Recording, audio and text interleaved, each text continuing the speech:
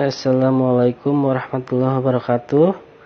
Alhamdulillah, hari ini kita bertemu kembali di pertemuan ke-12. Nah, semoga kita selalu diberi kesehatan, kemudahan, dan segala rezeki gitu ya. Segala kebutuhan kita terpenuhi.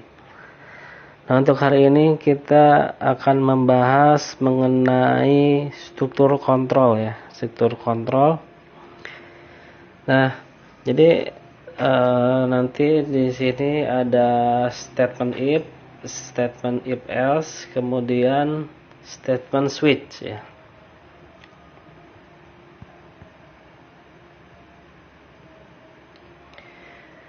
Nah, jadi secara sederhana, struktur kontrol ini mengizinkan kita untuk mengontrol alir eksekusi kode di aplikasi kita.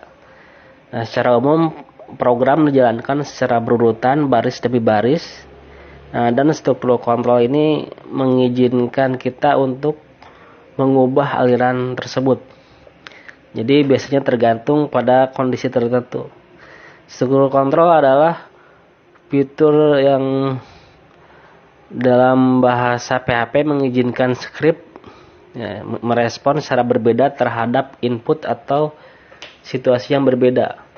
Ya, ini dapat mengizinkan script kita memberikan respon berbeda berdasarkan input pengguna, konten file, atau beberapa data lainnya.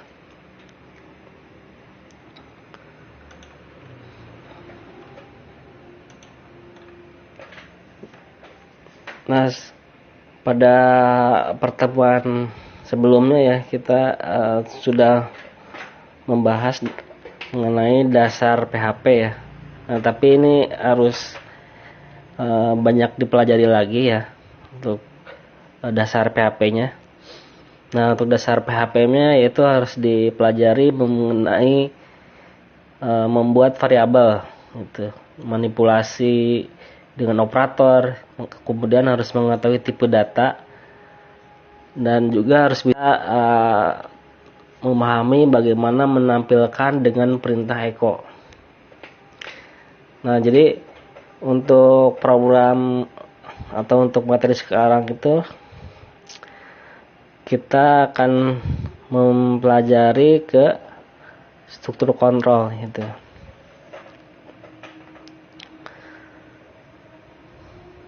Nah, jadi struktur kontrol itu memungkinkan kita untuk melakukan tindakan di luar awal default. Nah, jadi pengasihan program yaitu dari atas ke bawah dengan menggunakan struktur kontrol.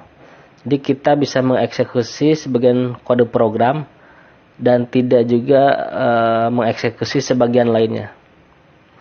Nah, di dalam PHP terdapat dua jenis struktur kontrol, yaitu logika percabangan dan juga blok kode perulangan. Nah, jadi untuk sekarang kita akan mempelajari dulu ke if ya, percabangan if. Nah, jadi untuk mengontrol percabangan di PHP terdapat beberapa macam gitu. Ada if else, ada switch case, dan ada ternary gitu. Nanti percabangan if adalah percabangan yang paling dasar. Jadi tugasnya adalah memeriksa nilai boolean atau sebuah ekspresi logika. Nah, jika suatu variabel atau suatu ekspresi logika bernilai true, maka proses yang ada di dalam blok kode if akan dijalankan. Jika tidak, maka perintah kode yang ada di dalam blok if tidak akan dijalankan. Nah, jadi statement nya digunakan menjalankan suatu program jika sebuah syarat terpenuhi gitu. Jadi syaratnya harus terpenuhi terlebih dahulu. Jadi kalau syaratnya tidak terpenuhi ya tidak akan dijalankan. Misalkan di sini if syaratnya jika mahasiswa bernilai 70, nah syaratnya umpamanya. Nah, kemudian statementnya dia mendapat nilai B gitu ya. Nah, jadi kalau statement itu pernyataan. Nah, misalkan syaratnya gini, Nah, jika mahasiswa nilainya 85, nah itu syaratnya ya. Kemudian statementnya, maka mahasiswa tersebut lulus statementnya gitu. Jadi ada syarat. Nah, setelah syarat terpenuhi, nah baru muncul statementnya gitu. Nah, untuk penulisan if bersyarat gitu ya. If syarat di sini ada statement 1, ada statement 2 gitu ya. Nah, statement 1 misalkan gini. Nah, jika misalkan di sini jika Agus mendapatkan nilai 70, nah statement pertamanya, nah dia lulus. Nah, kemudian statement keduanya, jika kurang dari 70, nah berarti dia gagal. Nah, jadi statement pertama dia lulus, statement kedua gagal gitu. Nanti akan dimunculkan. Nah, ini ibaratnya jika statementnya lebih dari satu. Jadi jika pernyataannya lebih dari satu itu. Nanti kan if itu ada if sederhana, ada if bertingkat gitu ya. Jadi ada satu, ini ya bisa lebih dari, if itu bisa lebih dari 2 juga gitu, tergantung programnya itu ya yang kita buat. Nah, kita bisa melihat contohnya di sini. Nah, variabel yang pertama itu ya. Di sini pernyataannya atau statementnya itu lulus dan tidak lulus ya hasilnya itu. Nah, di sini di kode programnya di PHP-nya. Nah, pertama membuat variabel nilai, nah isinya sama dengan 80 gitu. Nah, kemudian jika variabel nilai lebih besar dari 80, nah maka dia akan lulus gitu ya. Nah, kemudian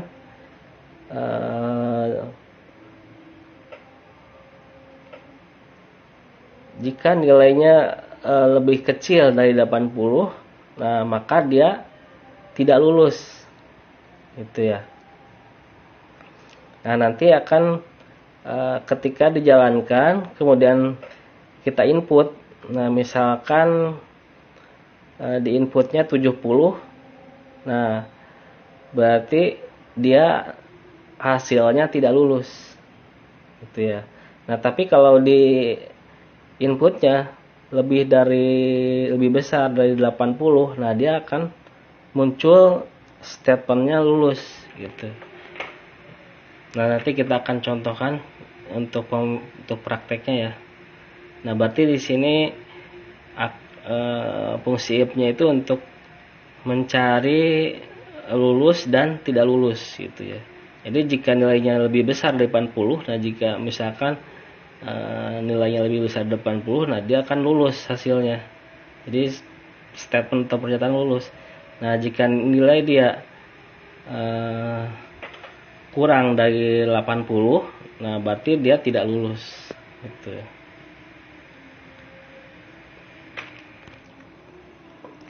Nah, kemudian selanjutnya ke statement else, if else ya.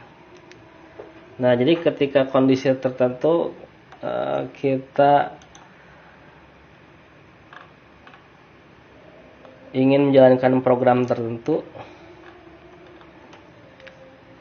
nah jika suatu syarat tidak terpenuhi, maka kita dapat menggunakan statement if else ya. Nah, jadi if else itu ibaratnya pengecualian ya. Jadi kita bisa menganggap pernyataan if else ini sebagai perpanjangan dari if else kontrak gitu. Jika kita memiliki lebih dari 2 pilihan untuk dipilih, nah kita dapat menggunakan pernyataan if else gitu. Nah, jadi Untuk formatnya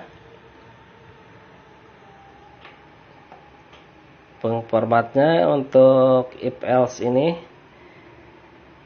if syarat ya, kemudian statement jika benar, kemudian else statement jika salah. Nah, di sini misalkan dilihat, nah misalkan jika nilai lebih besar sama dengan 80, maka dia akan bernilai lulus. Nah, kemudian else. Nah, kecuali ya kalau lebih kecil dari 80, nah dia akan tidak lulus. Gitu. Nah, jadi ini dua statementnya itu ada pengecualian, gitu ya. Nah, jadi lulus dan tidak lulus.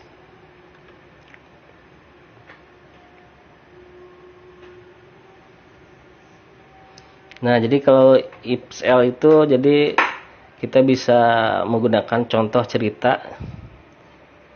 Nah, misalkan sebuah soal cerita yang kita jadikan kode program, misalkan pada mata kuliah pemrograman web ini mewajibkan mahasiswa mendapatkan nilai di atas 75. Nah, jika ingin lulus dari mata kuliah tersebut. Nah, masalah ini kita tulis dengan kode dengan menggunakan logika percabangan if else gitu.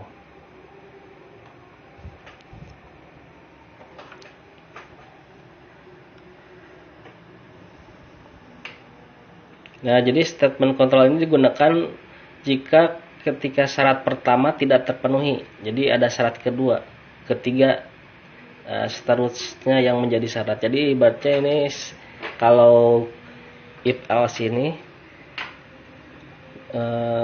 fungsi if yang bertingkat ya. Jadi misalkan jika si A mendapatkan nilai 75, nah mendapat grade-nya B. Nah, jika si B mendapatkan nilai 80, 85, nah grade-nya A. Jika si A mendapatkan nilai 25, nah dia mendapatkan grade C. Nah gitu. Jadi ada pilihannya, jadi kondisinya lebih dari satu gitu. Misalkan satu tidak terpenuhi, yang kedua, dua tidak terpenuhi, ketiga. Jadi misalkan si nilai mahasiswa, kalau misalkan dia mendapatkan nilai 65, nah dia mendapatkan grade C, 75 grade B, 85 grade A. Nah, itu pilihannya 3, jadi bisa menggunakan if else. Tuh. Jadi if else. Nah, jadi syaratnya ada 3, nanti syaratnya misalkan ada 3 ya. Nah, nanti akan ada statement yang akan atau pernyataan yang akan muncul, itu salah satunya. Nah, jadi if jadi persyaratan, kemudian statement jika syarat satu benar. Nah, jika misalkan yang pertama terpenuhi, akan muncul misalkan si A itu nilainya 75 ya, berarti akan muncul misalkan kalau syaratnya 75 itu muncul di syarat kedua, nanti akan muncul grade-nya yang B. Nah, misalkan dia mendapatkan nilai 85, yang muncul di else gitu. Nah, jadi if else itu untuk if logika bertingkat ya, fungsi if logika bertingkat. Nah, di sini bisa dilihat, nah jika nilai di sini variabel nilai sama dengan 70. Nah, jika nilai lebih kecil dari 80, nah dia sangat baik Bentar. Nah, jika nilai lebih besar dari 80, nah dia akan bernilai sangat baik. Nah, kemudian jika nilai lebih besar dari 60, nah maka dia cukup gitu ya. Kemudian ada else. Nah, selain itu dia tidak lulus gitu. Jadi dia ada pilihannya ada 3. Statementnya ada 3, sangat baik, kemudian cukup baik, dan tidak lulus gitu. Jadi kalau syaratnya terpenuhi gitu ya di variabel nilai, dan statementnya akan muncul salah satu pilihannya. Pilihannya bisa sangat baik, bisa cukup, bisa tidak baik, tidak baik ya. Nah, jadi gini, misalkan di sini sekali lagi biar paham.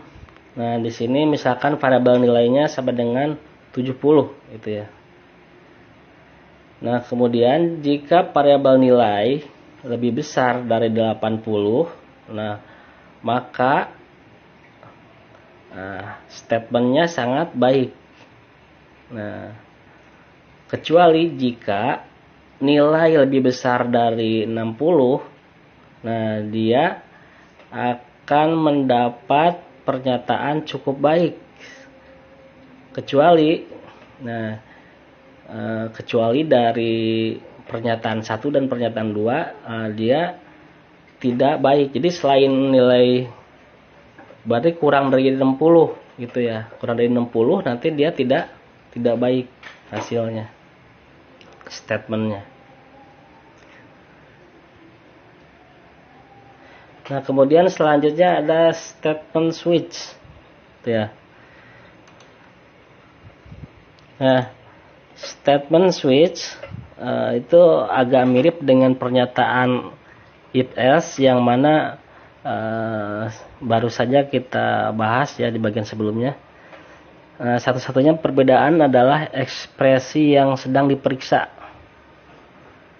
Nah, dalam hal pernyataan if else ya, kita memiliki serangkaian kondisi yang berbeda dan tindakan yang sesuai akan dijalankan berdasarkan suatu kondisi. Nah, di sisi lain jika kita ingin membandingkan variabel dengan nilai yang berbeda, nah kita dapat menggunakan pernyataan switch gitu. Jadi pernyataan switch itu bisa digunakan untuk membandingkan variabel dengan nilai yang berbeda. Gitu ya. Nah, jadi statement itu digunakan untuk menjalankan program pada setiap kemungkinan nilai sebuah variabel. Nah, di sini misalkan switch variabelnya, kemudian ada case option, ya, case option, ada break, kemudian close option, ada statement. Jadi option itu pilihannya, kemudian pernyataan, statement itu pernyataan, break lagi default statement.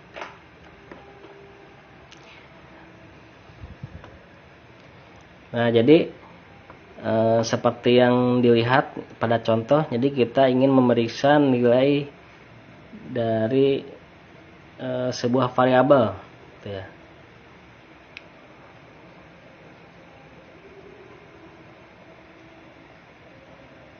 Nah, di sini kita bisa lihat contohnya. Misalkan di sini menggunakan switch case ya, switch. Ya, misalkan variabel kota, nah isinya itu Bandung. Nah, kita akan memeriksa variabel kota. Nah, switch variabel kota. Nah, kemudian case Bandung. Nah, kemudian di sini akan menampilkan ibu kota Jawa Barat. Itu. Kemudian kalau case Surabaya ini akan menampilkan ibu kota Jawa Timur. Nah, selain itu secara defaultnya berarti ibu kota provinsi lain gitu ya.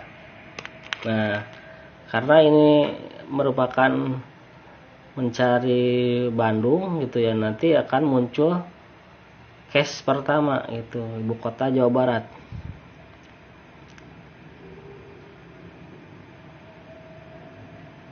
Nah, jadi untuk setiap nilai yang ingin diperiksa variabelnya gitu harus mendefinisikan case block. Nah, jika nilainya disesuaikan dengan sebuah case, kode yang terkait dengan case block yang tersebut jadi akan dieksekusi.